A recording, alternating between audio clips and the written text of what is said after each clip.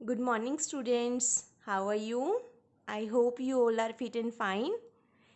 We are doing second chapter of business, that is forms of business organization.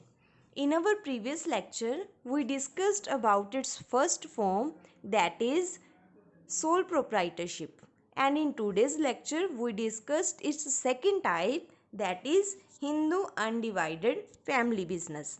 तो ये इस तरह का बिजनेस है जिसमें सभी फैमिली मेंबर्स इंक्लूडेड होते हैं। कोई भी फैमिली से बाहर का पर्सन इस तरह के बिजनेस में इंक्लूड नहीं होता, जस्ट ओनली फैमिली मेंबर्स ही पार्टिसिपेट कर सकते हैं। The business carried out by the members of undivided family, तो एक सिंगल फैमिली के जो भी मेंबर्स हैं वो इसमें पार्टिसिपेट करते हैं, तो इसको बोलते हैं joint Hindu family business. The kind of business is not governed by any industry, तो इस तरह के बिजनेस को सिर्फ फैमिली मेंबर्स ही गवर्न करते हैं, कोई भी इंडस्ट्री कोई भी कंपनी इसको गवर्न नहीं करती। जो भी डिसीजन लिया जाता है वो घर के मेन सीनियर मेंबर ही लेते हैं। So there is no special act, but here is a one act, that is Hindu session act which exist under Hindu law. तो इस एक्ट को बनाया गया, तो इसमें गाइडलाइंस प्रोवाइड की गई हैं। तो अगर हमने फैमिली बिजनेस स्टार्ट करना है तो इसकी गाइडलाइंस को हमें फॉलो करना पड़ेगा। Now there are two condition, तो इस एक्ट के अकॉर्डिंग टू कंडीशंस का होना नेसेसरी है। First one is minimum two male members. First condition क्या है, अगर हमने फैमिली बिजनेस स्टार्ट करना है तो मिनिमम 2 मेंबर्स मेल होना कंपलसरी है। Now second condition is existence of some ancestor property, और उनके पास कोई ना कोई उनके पुराने बुजुर्गों की, उनके बूढ़े बुजुर्गों की प्रॉपर्टी का होना भी ज़रूरी है, तो ही वो बिज़नेस स्टार्ट कर सकते हैं। ओके, हिंदू अनडिवाइडेड फैमिली के लिए 2 कंडीशंस हैं। पहली हमने पढ़ी कि मिनिमम 2 मेल मेंबर्स होने चाहिए, और सेकंड उनके पास उनकी फैमिली एंसेस्ट्रल प्रॉपर्टी भी होनी चाहिए। Now the ancestral property is inherited by the male members, वो किन के नेम पे होनी चाहिए, जो बड़े मेल मेंबर्स हैं उनके पास वो होनी चाहिए। The members who share the ancestral property and who are entitled to get a share in the profit of the joint family business are known as copartner. अब जो मेंबर्स हैं, जो profit में पार्टिसिपेट करेंगे, जिनको profit का part मिलेगा, उनको बोलते हैं को पार्टनर्स। क्लियर है? जो फैमिली मेंबर्स हैं सभी को क्या बोलते हैं, को partners. Now we have to discuss features of Hindu undivided family. First one is formation. For the formation of joint Hindu family, there should be at least 2 male members. मैंने पहले ही बताया भी कम से कम 2 मेल मेंबर का होना necessary है। And second condition क्या पड़ी थी, there should be a ancestral property, उनके पास उनके बुजुर्गों की एंसेस्ट्रल प्रॉपर्टी होनी भी नेसेसरी है। Business does not require any agreement, business को करने के लिए फैमिली मेंबर्स में कोई मेंबरशिप, कोई एग्रीमेंट की नीड नहीं है, क्योंकि वो घर के ही मेंबर हैं तो वो रनअप कर सकते हैं, बट उनको गाइडलाइंस फॉलो करनी चाहिए। तो वो एक्ट कौन सा है, हिंदू सेक्शन एक्ट 1956। तो ये कंडीशंस हमने पहले ही रीड की हैं, तो वो उन दोनों को ये फॉलो करनी पड़ेगी। Now second point is liability. The liability of कर्ता, द लाइबिलिटी ऑफ कर्ता। अब कर्ता कौन होता है, जो मेन मेंबर होता है, जो सीनियर मेंबर होता है, जो सारे डिसीजंस लेता है। द लाइबिलिटी ऑफ द कर्ता इज अनलिमिटेड, तो उसको डेट ज़्यादा भी पे करने पड़ते हैं, जितनी लाइबिलिटीज है उसको वही सारी पेमेंट करेगा। Whereas liability of all other members of business is limited, तो जो घर के बाकी सारे मेंबर हैं, सीनियर मेंबर को छोड़ के जो बचे मेंबर्स हैं, उनकी लाइबिलिटी लिमिटेड होती है।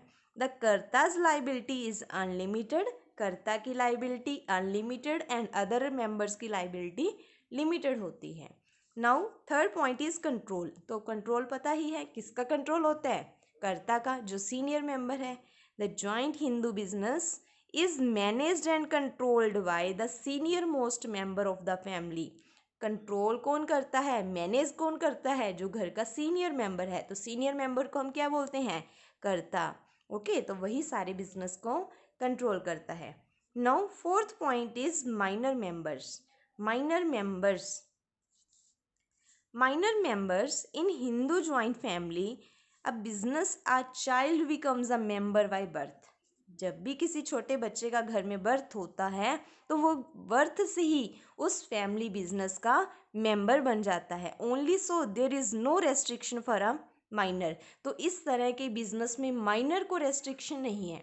माइनर वो होता है जिसकी एज 18 से कम हो. तो अगर हमने अदर किसी भी टाइप का बिजनेस करना है तो 18 साल से कम वाला पर्सन मेंबर नहीं बन सकता.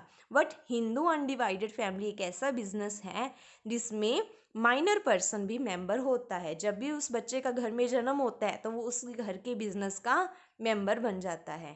क्लियर है? Now let us discuss case study. Mister Sumit Grover owns the ancestral house in Goa. Okay, mister Sumit का गोवा में घर है. On the advice of his friend he converted it into a hotel. तो उसने अपने फ्रेंड की एडवाइस से जो गोवा वाला घर था पड़ा था उसको रेनोवेशन करवा के उसको होटल में कन्वर्ट कर दिया.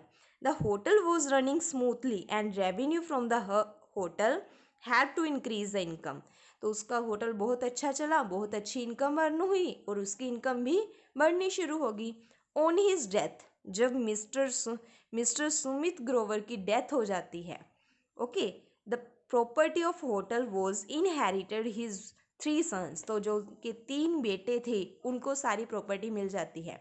एल्डेस्ट सन, सबसे बड़ा बेटा था राज, सेकेंड नंबर पे था समीर, सबसे छोटा था राहुल.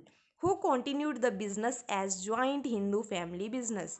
तो उन तीनों बेटों ने मिल के उस अपने फादर के बिजनेस को आगे रन किया.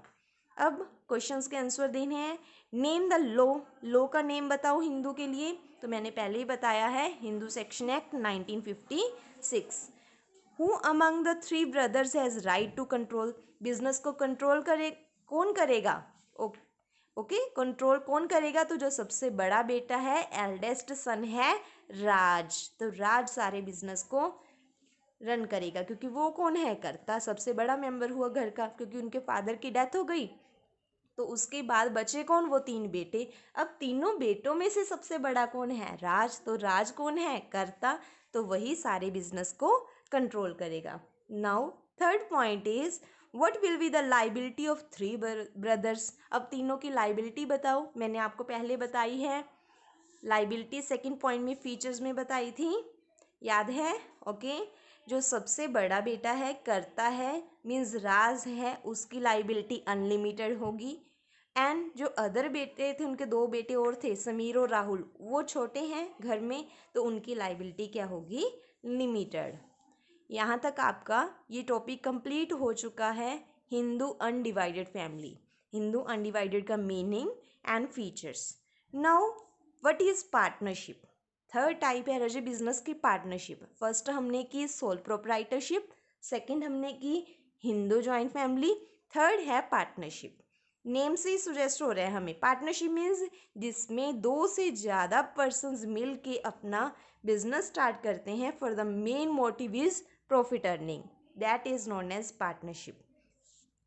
Partnership is a popular form of business for small scale medium scale business. छोटे और मीडियम साइज बिजनेस के लिए पार्टनरशिप बहुत फेमस है.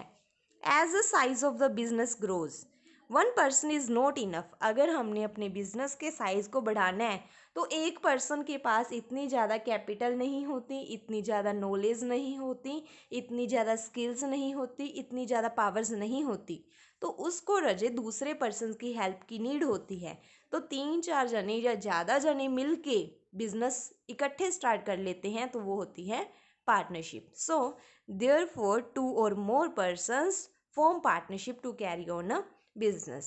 This form of business start to overcome the problem of sole proprietorship. Sole proprietorship में single person था, वो ज़्यादा लंबा समय बिजनेस नहीं चलता क्योंकि एक पर्सन के पास ज़्यादा नॉलेज नहीं. तो उसकी जो भी कमियां थी वो पार्टनरशिप पे दूर हो जाती हैं. मीनिंग आपने खुद रीड करना है. फीचर्स ऑफ पार्टनरशिप, विशेषताएं. First one is formation. तो पार्टनरशिप एक्ट, जैसे हिंदू एक्ट था 1956 और पार्टनरशिप एक्ट है 1932. Now liability. The liability of all the partners the liability of all the members of a partnership form is unlimited. तो सभी partners की liability unlimited होती है। The partners are individually and collectively liable to pay back the debt of firm. अगर कल को कोई भी नुकसान होता है, कोई भी लाइबिलिटी पे करनी पड़ती है, फॉर एग्जांपल 5 मेंबर्स हैं, तो जितना भी नुकसान होगा वो 5 के 5 कोलेक्टिवली सभी ही रिस्पॉन्सिबल होंगे उस लाइबिलिटी को पे करने के लिए। ऐसे नहीं है वो सारा रिस्क एक ही पर्सन पे करेगा, नहीं, जितने मेंबर्स हैं वो सभी ही उस डेट को, उस कर्जे को पेमेंट करेंगे। तो लाइबिलिटी क्या हुई रजे? लिमिटेड, अनलिमिटेड लाइबिलिटी होगी सभी पार्टनर्स की। Now third point is risk bearing. तो क्लियर है, रिस्क बियरिंग कौन करेगा? सभी पार्टनर्स करेंगे, सिंगल पर्सन बियर रिस्क नहीं करेगा। The partners of the partnership firm share the profits of the firm in the ratio specified in the agreement. जब partnership होती है तो एग्रीमेंट भी होती है। बिजनेस स्टार्ट करने से पहले सभी पार्टनर्स मिलके एग्रीमेंट करते हैं। तो रजे जो रिटन एग्रीमेंट होता है उसको बोलते हैं पार्टनरशिप डीड। ओके, जो रिटन एग्रीमेंट होता है उसको बोलते हैं पार्टनरशिप डीड। उस डीड में सभी पॉइंट्स लिखे जाते हैं। What is the name of firm, where is the firm, ठीक है, who are the partners, name of the partners, liability of the partners, profit ratio. तो ये सारे पॉइंट पहले ही रिटन में कर लिए जाते हैं ताकि कल को कोई भी डिस्प्यूट ना हो। तो रिस्क बियरिंग भी उसमें लिखा जाता है कि कौन पार्टनर कितना रिस्क बियर करेगा, कौन पार्टनर कितना प्रॉफिट अर्न करेगा। Now fourth point is decision making. Decision making, जितने भी पार्टनर्स हैं सभी ही डिसीजन मेकिंग में पार्टिसिपेट करेंगे, कोई ज़्यादा नहीं, कोई कम नहीं। All the partners are allowed to manage the partnership firm. सभी ही मैनेज कर सकते हैं, सभी के हाथों में पावर है। They may specify the work area of each partnership deed also. Deed में वो ये भी डिसाइड कर लेते हैं कि किसका कितना वर्क है, किसका कितना है। Generally day to day management is carried on by 1 और 2 पार्टनर्स। आमतौर पे क्या होता है, 2 और 2 मेन पर्सनस होते हैं जो सारी हैंडल कर लेते हैं। वो भी डीड में लिखा जाता है कौन मेन है कौन कम है। Okay, now continuity. Fifth point is continuity. The partnership firm continues till all the members desire to continue। जब तक वो चाहते हैं तब तक बिजनेस कंटिन्यू होगा। Legally it comes to an end at the retirement और death of any one partner. Legal रूप में ये बिजनेस तब बंद होता है जब किसी पर्सन की डेथ हो जाती है या कोई पर्सन रिटायर हो जाता है। बट अगर वो चाहते हैं फिर भी कंटिन्यू करना, मान लो 5 मेंबर्स हैं, 1 की डेथ हो गई, अगर वो 4 जो रह गए वो चाहते हैं उसको कंटिन्यू करना तो वो कर सकते हैं। 6th is number of persons. Number of persons कितने हो सकते हैं? देखो, the minimum number of partnership to form a partnership firm are 2 और maximum as per section 464 companies act 2013 is 100 subject the number of prescribed by the government. तो कम से कम 2 या 3 मेंबर और ज़्यादा से ज़्यादा कंपनीज एक्ट में लिखा हुआ है 464 में, तो 100 मेंबर्स हो सकते हैं। At present as per rule of companies act 2014 the maximum number कितने कर दिए गए मेंबर्स के? 15। कम से कम 2 या 3 और मैक्सिमम कितने हो सकते हैं? 50। Okay, now 7th point is mutual agency relationship. Every partner is owner as well as agent. सारे ही पार्टनर्स क्या हैं? ओनर्स हैं, क्योंकि कोई किसी से कम नहीं, डीड के अकॉर्डिंग सभी इक्वल हैं। The act of one partner are binding on other partner. सभी ही एक दूसरे से जुड़े हुए हैं। तो ये थी रजे आपकी फीचर्स इस टॉपिक की। आपने इसको अच्छे से लर्न करना है।